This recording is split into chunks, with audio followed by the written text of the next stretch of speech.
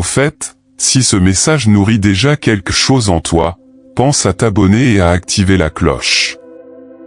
Pas pour gonfler des chiffres, mais pour que, les nuits où Dieu te frôle, tu trouves ici une parole qui t'accompagne, un espace pour respirer, prier, grandir. As-tu remarqué comme la maison respire autrement entre 3h et 5h du matin? Les murs ne grincent plus, la rue retient son souffle, la ville se retire. Tu ouvres les yeux, sans alarme, sans bruit, comme si une main invisible avait tiré doucement le fil de ta conscience.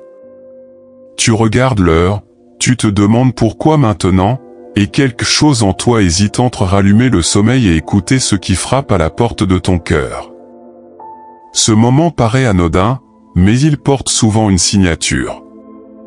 C'est la discrétion de Dieu. Il ne force pas la serrure, il frôle, il murmure, il attend que tu répondes. J'ai connu ces réveils un peu étranges. Parfois avec une idée claire, parfois avec un simple poids doux, comme une invitation à m'asseoir au bord du lit et à respirer.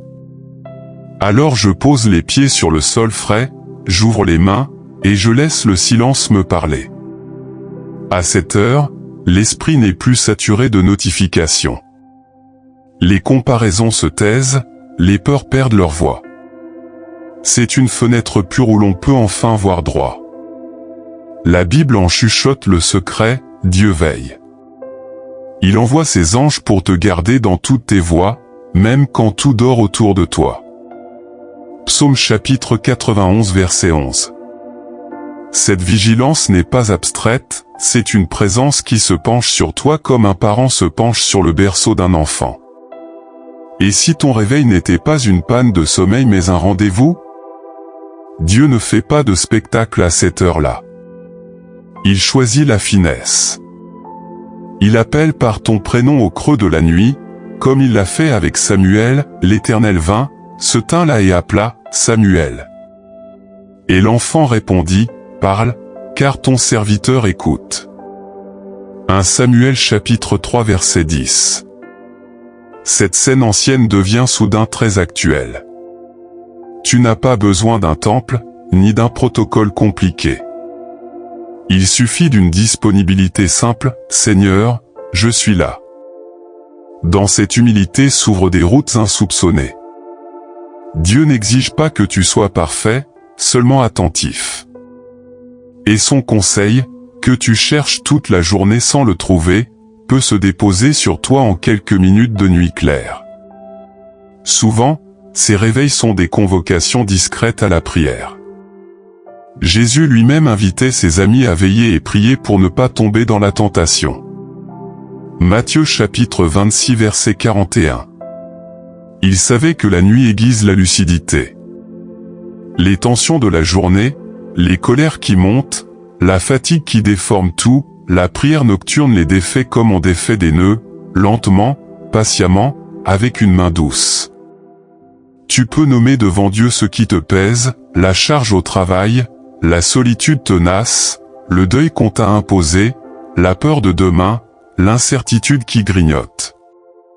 Tu peux aussi porter quelqu'un, un proche malade, un ami en crise, un peuple qui souffre. L'intercession n'est pas un grand mot. C'est prêter ta voix au ciel pour que la lumière prenne forme sur la terre. À ces heures, la parole descend parfois comme une pluie fine. Pas un déluge, une bruine nourrissante. Dieu promet, invoque-moi, et je te répondrai, je te ferai connaître de grandes choses, cachées. Jérémie chapitre 33 verset 3.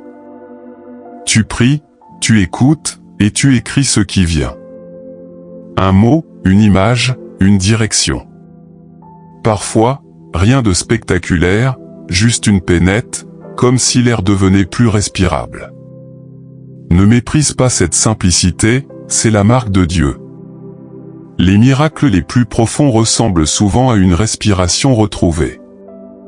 Je pense à une jeune femme qui m'a confié s'être réveillée plusieurs nuits à la même heure. Elle résistait, puis elle a cédé.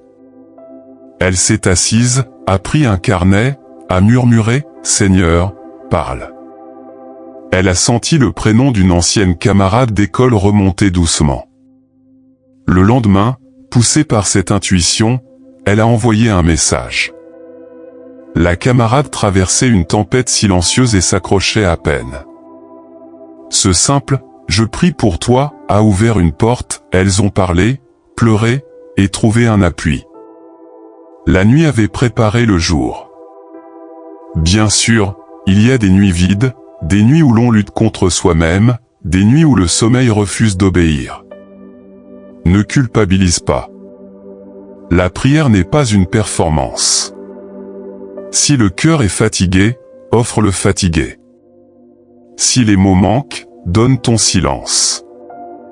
Parfois, ta simple présence devant Dieu est déjà une victoire. Et si le sommeil revient, bénis-le, c'est un cadeau. D'autres fois, tu sentiras que rester éveillé quelques minutes est juste et bon. Alors lève-toi, bois un verre d'eau, ouvre une page de l'Évangile, lis lentement, parle comme à un ami. Tu découvriras qu'entre 3h et 5h, le ciel est plus proche qu'on ne croit. Il y a aussi un combat plus secret. L'apôtre nous rappelle que notre lutte ne se réduit pas à ce qu'on voit, elle traverse des plans invisibles, des forces qui usent nos forces. Éphésiens chapitre 6 verset 12. Quand tu te redresses à la nuit, quand tu prononces le nom de Jésus dans ta maison paisible, tu plantes un drapeau. Tu refuses l'ombre, tu autorises la lumière à circuler. Tu ne sais pas toujours ce qui se joue, mais tu te tiens à ta place, humble et ferme. Par la prière, tu invites la paix à reprendre son territoire en toi, dans ta famille, dans tes décisions à venir. Et si tu doutes encore, rappelle-toi que Dieu est pédagogue. Il éveille l'oreille matin après matin pour que la parole qui sort de ta bouche relève ceux qui chancellent. Ésaïe chapitre 50 verset 4. Ce n'est pas du mysticisme flottant. C'est l'école de l'écoute. Dieu forme en toi une oreille de disciple, une langue qui réconforte, un cœur stable. Voilà pourquoi ces réveils te bousculent, ils t'apprennent à marcher de jour avec ce que tu reçois de nuit. Avant que nous allions plus loin, fais une chose simple. Décide maintenant que la prochaine fois que tu ouvriras les yeux entre 3h et 5h, tu ne paniqueras pas. Tu recevras l'instant comme une invitation. Tu respireras, tu diras « me voici ». Tu garderas près du lit un stylo et un carnet. Et tu laisseras Dieu t'enseigner son rythme, sans forcer, sans te juger. C'est ainsi que la croissance commence, une minute disposée après l'autre. Nous allons continuer, approfondir, entrer dans le concret, parce que ces heures peuvent devenir un jardin secret où la grâce te rejoint et te transforme. Nous reprenons là où ton cœur s'est ouvert. Le but n'est pas de fabriquer un rituel rigide, mais d'entrer dans une relation vivante. Tu n'es pas appelé à survivre à tes journées, tu es invité à les habiter, et la nuit est souvent la coulisse où Dieu prépare la scène. Alors, comment continuer avec ce que tu reçois entre 3h et 5h? Commence par honorer ces instants. Quand tu sens l'appel, lève-toi doucement, sans violence. Reste là, dans cette lumière fragile. Si un motif de prière surgit, nomme-le. Si une gratitude se présente, offre-la. Si rien ne vient, reste en silence, les mains ouvertes. Tu n'es pas seul, une présence te couvre, te garde, te façonne. Psaume chapitre 91 verset 11. Ensuite, apprends à écouter comme on apprend une langue. On ne devient pas bilingue en une nuit. Au début, on saisit quelques mots, puis des phrases, puis un sens plus large. De même, dans ces réveils, la voix de Dieu peut te sembler timide. Ne la méprise pas. Note l'impression qui demeure au réveil définitif, la paix qui reste ou l'image qui insiste. Parfois, un verset se mettra à briller avec plus d'insistance. Laisse-le t'habiter au long de la journée. Jésus rappelait à ses amis la force de la vigilance, veillez et priez, disait-il, pour ne pas être entraînés par le courant de vos faiblesses. Matthieu chapitre 26 verset 41. La nuit affine ce réflexe. Le jour, tu le déploies, un choix plus juste, une parole plus douce, un nom mieux posé, un oui qui libère.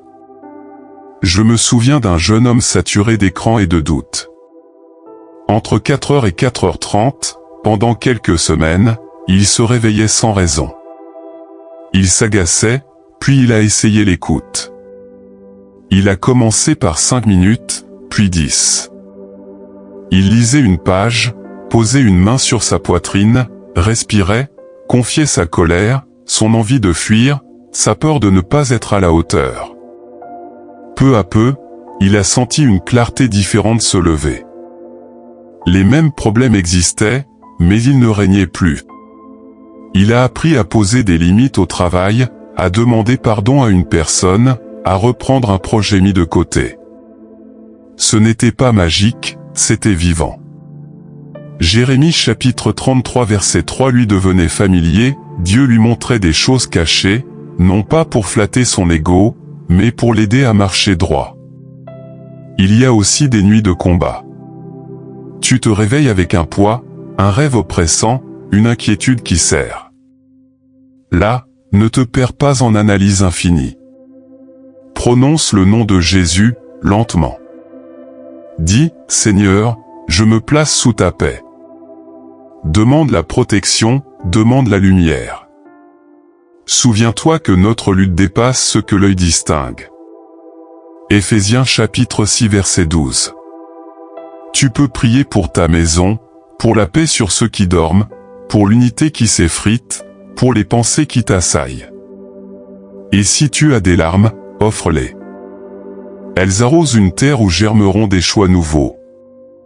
Ces réveils forment aussi ta compassion. Quand tu veilles, tu rejoins Jésus qui, bien avant l'aube, se retirait pour prier.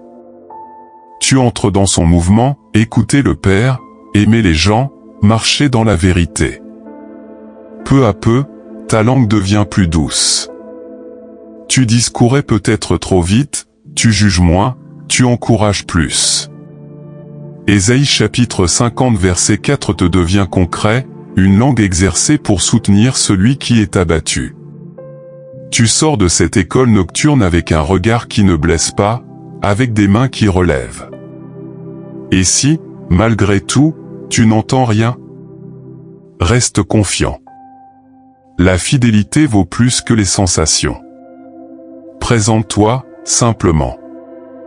Dieu construit en toi une maison solide.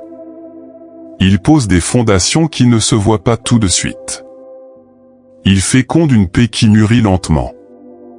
Tu verras, à force de venir, que quelque chose change, ton rapport au stress, à la solitude, aux pertes.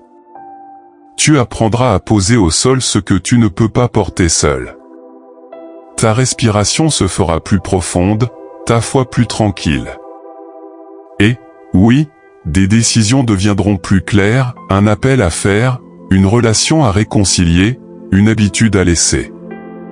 Si tu te reconnais dans cette route, fais un petit pas très concret. Avant de te coucher, prépare ton coin de rencontre, une chaise, un plaid, une Bible ouverte à un évangile, un carnet. Dis à Dieu, si tu m'éveilles, je répondrai. Puis lâche prise. Ne crée pas l'insomnie par la volonté. Laisse-le conduire. Quand viendra le réveil, ne discute pas longtemps. Lève-toi, allume une lumière douce, bois un peu d'eau, et offre cette tranche de silence. Dis, me voici. Écoute. Écris. Rendors-toi si le sommeil te reprend. Et au matin, honore ce qui t'a été confié, fais le petit pas du jour. Avant de prier, je veux te dire merci d'avoir parcouru ce chemin avec moi. Si tu as vécu des réveils comme cela, raconte en commentaire ce que Dieu t'a appris, cela encouragera une sœur, un frère, quelqu'un à bout de souffle. Et si ces vidéos te soutiennent, Abonne-toi, non pour collectionner des contenus, mais pour bâtir avec nous une petite communauté de veilleurs USOS, un cercle de prière discret et fidèle. Partage cette vidéo à une personne qui traverse la nuit. Prions. Seigneur Jésus, tu connais nos nuits. Tu sais quand nos yeux s'ouvrent sans raison apparente. Ce soir, nous te disons, me voici. Éveille nos oreilles, affine nos cœurs. Là où il y a peur, mets ta paix. Là où il y a confusion, verse ta clarté. Apprends-nous à veiller sans crainte, à prier sans forcer, à aimer sans mesure. Que chaque réveil devienne une rencontre, que chaque silence porte un fruit. Nous te remettons nos maisons, nos proches, nos décisions. Conduis-nous. Amen. Et toi, si ce message t'a rejoint, n'oublie pas de t'abonner, de liker et de partager. Dis-moi en commentaire pour qui tu veux que nous prions cette semaine. Nous porterons ces prénoms ensemble, la nuit comme le jour.